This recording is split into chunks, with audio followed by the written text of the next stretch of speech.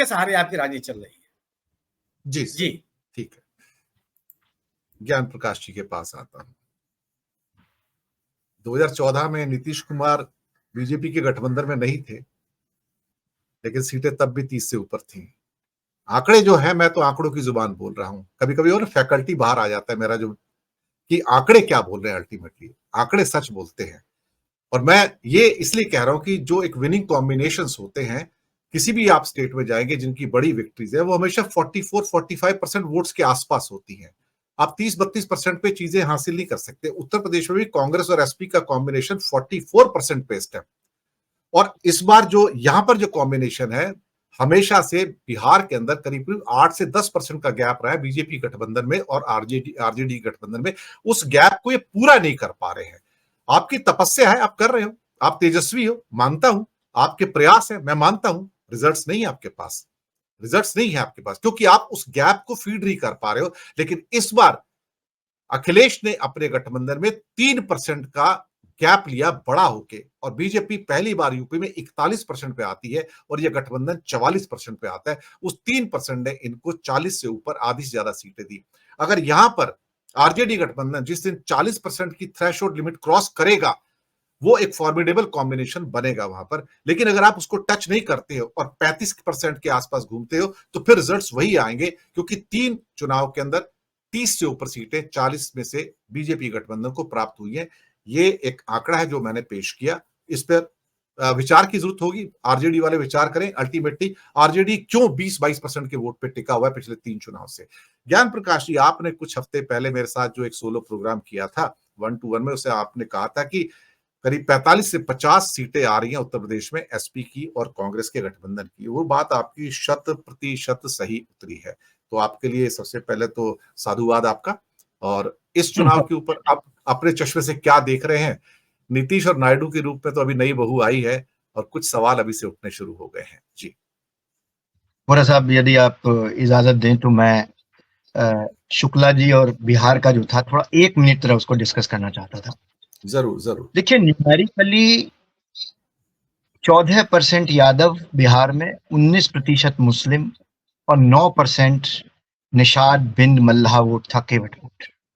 ये न्यूमेरिकली 42% का इन्होंने कॉम्बिनेशन बनाया बिहार में, आरजेडी कंबाइन ने, तेजस्वी यादव जी ने, और उनके पास 58% था बचा हुआ। दूसरी बात ये थी कि उनके पास Kushwaha leader, non Yadav OBC leader Kushwaha, Upendra Kushwaha, उनके पास पासवान वोट के लिए चिराग पासवान, माझी जो बहुत अति पिछड़ा वर्ग है, माझी वोट उनके साथ था, और जो नीतीश कुमार कुर्मी है, कुर्मी के साथ उनके साथ महिलाओं का वो वोट लगभग 2004-5 से उनके पास चल रहा है, जब से उन्होंने वो साइकिल वाली स्कीम दी है। इस बार पहले राउंड से लेके अंतिम राउंड तक लगभग 10 से 12% महिलाओं ने ज्यादा वोटिंग की है बिहार के अंदर पुरुषों के अपेक्षा। दूसरी बात, गया से सरजीत पासवान को लड़ाया आरजेडी कंबाइन ने माझी के अगेंस्ट, वो मिनिस्टर भी रहे, ये जो आउटगोइंग मिनिस्ट्री थी इनकी, उसमें सरजीत पासवान चिराग पासवान के बरक्स पासवान वोट भी नहीं ला पाए गया की सीट पर, और माझी ने वहां विक्ट्री हासिल की।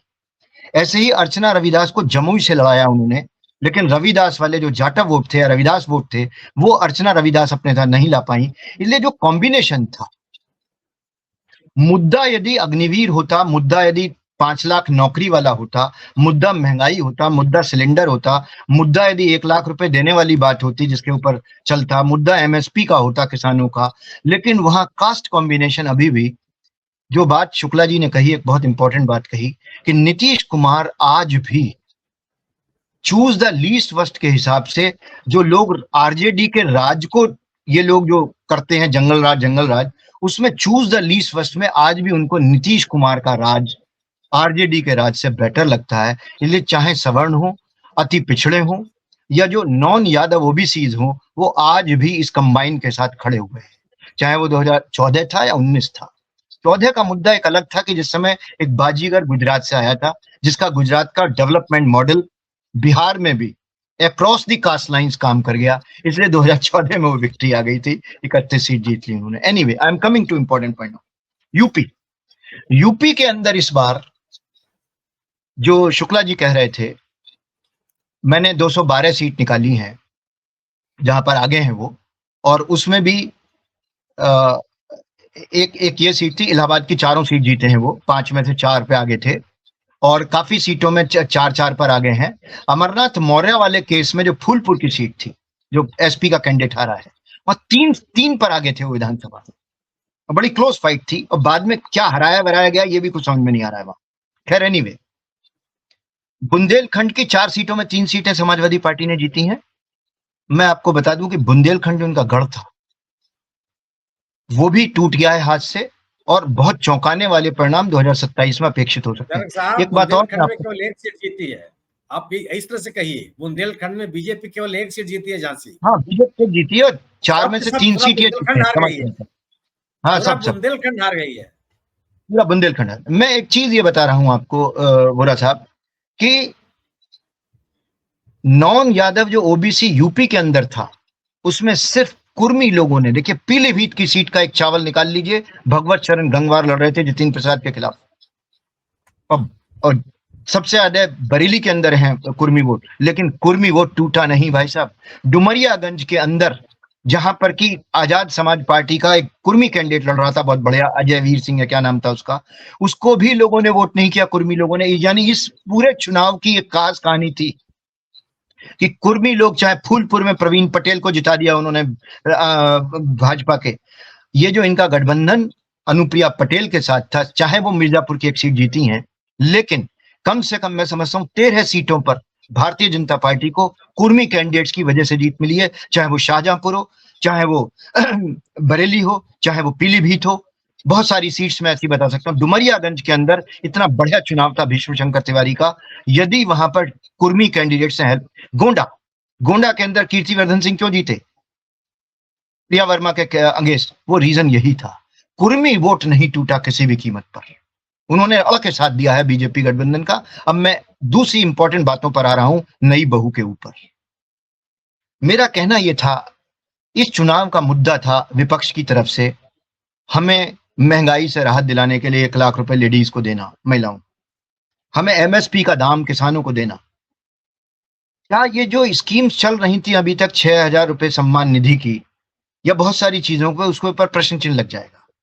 जो मनरेगा का बजट आपने डाइल्यूट कर रखा था इतने दिन से, और कांग्रेस ने ये कहा अपने घोषणा पत्र में, न्याय में, कि हम 400 रुपए करेंगे उसकी मजदूरी को, क्या इस चीज से जेडीयू या टीडीपी ये सब असहमत होंगे? बहुत से ऐसे दल हैं कि जिनको अपने ड्राइंग बोर्ड पर वापस जाना पड़ेगा कि क्या कट मोशन में भी सरकार गिर सकती है इस तरह की चीजें आएंगी तो? क्या 4% रिजर्वेशन जो टीडीपी ने डिक्लेयर कर रखा है, जो वहां का गेम चेंजर है। देखिए वोरा साहब, आप वोटिंग देख लीजिएगा वहां का, जो ये 14% वोट है इस समय आंध्र प्रदेश में, जैसा मुझे मालूम है मुस्लिम्स का, वो एक मुश्त ट्रांसफर हो गया टीडीपी के पास 4% रिजर्वेशन की वजह से। जॉइंट मैनिफेस्टो में वो नहीं है 4% की चीज, मोदी जी ने मना कर दिया उस चीज को।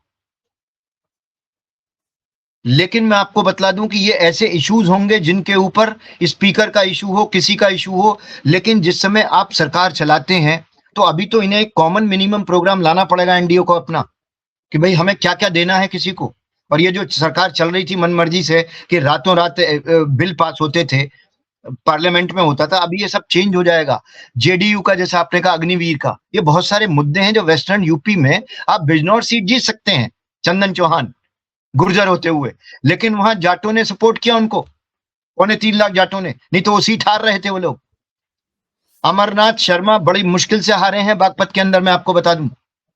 ये जो रिजल्ट्स हैं इस बात को बता रहे हैं कि आपने यदि जाटों को ठीक ढंग से काम नहीं किया, जाटों का मेन काम है, कृषक तो जाट या कोई हरेक कोई है, लेकिन यदि किसानों के लिए आपने काम नहीं किया अभी, तो यूपी के अंदर तो 2027 में बहुत बुरी हालत होने वाली है। आप सबसे पहला चुनाव महाराष्ट्र में आ जाइए, महाराष्ट्र में बहुत बुरी हालत की तरफ हम बढ़ रहे हैं। मेरा जहां तक अपना ख्याल है, 288 में से 177 सीटों पर आगे है ये गठबंधन, 30 सीटों वाला। अभी मैं रफ आंकड़े बता रहा हूं आपको, मैं पूरी कैलकुलेशन नहीं कर पाया था, लेकिन बहुत बड़ी चुनाव में डिफीट होने वाली है ये। तो तो ये ऐसी चीजें होंगी कि जो बहुत से लोग जो अब शंकित हैं महाराष्ट्र के चुनाव से, हरियाणा के चुनाव से, सर 200 के करीब टच हो रही हैं सर एमवीए की सीटें जो हैं 288 में हाँ से। हो सकता है, बहुत बड़ी हो सकता संख्या है, में विक्ट्री है सर उनकी, वो बहुत बड़ी संख्या में विक्ट्री है। मेगा विक्ट्री है सर ये। हरियाणा का इसका चुनाव आ रहा है, हरियाणा का, झारखंड का, इसका, ये तमाम बहुत सारी चीजें ऐसी होंगी कि इनको कुछ अपने पिटारे से देना पड़ेगा। फिस्कल डेफिसिट और बढ़ेगा और लोन बढ़ेगा। ये जो और जो चल रहा है, ये लोग जो अडानी अंबानी को दे रहे थे सारी चीजें, वो थोड़ा रुकना पड़ेगा इनको। ये कर्ज जो उनका माफ कर रहे थे, शायद इन लोगों का भी कुछ होगा। मेरे ख्याल से अब प्रेशर बन जाएगा मुद्दों का, अब मुद्दे की बात होगी। यूपी में बात मुद्दे की हुई, इसलिए उनको सीट मिली है। नॉन यादव ओबीसीज का जो बहुत बड़ा सपोर्ट था, अब पर्चा लीक पर बात होगी। वोरा साहब, पर्चा लीक अक्रॉस दी स्टेट्स हो रहा है। गुजरात में भी 24 पर्चे लीक हुए हैं, 22 पर्चे यदि लीक हुए हैं यूपी में, तो बात इन पर भी होगी। जी सर, ये जो नई बहुएं आई है ना जी, इनका नाच अभी चालू होने वाला है। अब मुजरा करवाएगी शायद ये, चलिए ठीक है। मुझे जी, नाच से मेरा मतलब है कि अपने इशारों पर नचाएंगे अब। जी वैसे तो बहुएं सास के इशारे पर नाचती हैं, लेकिन यहाँ बहुएं जो है नचाएंगी, अब मैं आपको बता रहा हूँ। जी सर उनके पास बार्गेनिंग पावर बहुत आ गई है। जी, दूसरे राउंड में आते हैं और उत्तर थोड़े छोटे रखेंगे। हिंदुस्तान का विनिंग मैप देखें इस बार तो आप वेस्ट से लेके ईस्ट के जाते हुए एक बेल्ट आपको